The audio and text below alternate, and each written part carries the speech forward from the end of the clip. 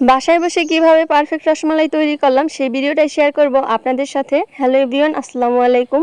Welcome to Arishfa's blog and cooking. অনেকদিন পর আপনাদের জন্য নিয়ে এলাম নতুন একটি ভিডিও। আশা করছি আপনাদের কাছে খুবই ভালো লাগবে। রসমালাই তৈরি করার জন্য আমি এখানে নিয়েছি 2 লিটার গরুর খাঁটি দুধ।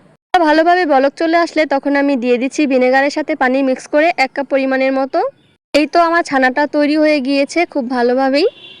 ছানাটাকে আমি ছেঁকে নিয়েছি, এরপরে পানি দিয়ে খুব ভালোভাবে ধুয়ে নিচ্ছি যাতে ভিনেগারের গন্ধটা চলে যায়। ছানাটা আমার খুব ভালোভাবে ধোয়া হয়ে গিয়েছে। এখন আমি ছানা থেকে এক্সট্রা পানিটা ঝরিয়ে নিব। এরপরে ছানাটাকে খুব ভালোভাবে মথে নিতে হবে। এরপরে দিয়ে দিব 2 চামচ সুগার পাউডার আর সুজি। এখন সবগুলো উপকরণ খুব ভালোভাবে মিক্স করে নিচ্ছি। রসমালাইটা জাল করার জন্য আমি এইদিকে শিরাটা তৈরি করে নিব। তার জন্য দিয়ে দিয়েছি 4 কাপ পরিমাণ পানি আর দিয়ে দিচ্ছি পরিমাণ মতো চিনি। এখন এটাকে ভালোভাবে জাল করে নিতে হবে।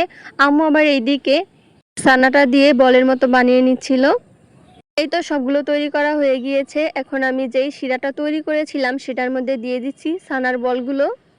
সবগুলো দেওয়া হয়ে গেলে এটাকে আমি ঢাকনা দিয়ে ঢেকে রেখে দিব 20 মিনিটের জন্য। এইটা এদিকে হতে থাক। এখন রসমালাইয়ের জন্য মালাইটা তৈরি করে নিব। তার জন্য নিয়ে নিয়েছি এখানে জাল করা লিকুইড মিল্ক, আর দিয়ে দিচ্ছি কনডেন্স মিল্ক, আর দিয়েছি পরিমাণ মতো গুঁড়ো দুধ। এটাকে খুব ভালোভাবে মিক্স করে নিতে হবে। মালাইটা তৈরি হয়ে গেলে যে রসমালাইগুলো তৈরি করে রেখেছিলাম সেটা মালাইয়ের মধ্যে দিয়ে খুব ভালোভাবে জাল করে নিয়েছি। সেই ভিডিও ক্লিপটা আমার নেওয়া হয়নি। এই তো আমাদের রসমালাই তৈরি করা হয়ে গিয়েছে। ভিডিওটি আপনাদের কাছে কেমন লেগেছে অবশ্যই কমেন্ট করে বলে যাবেন।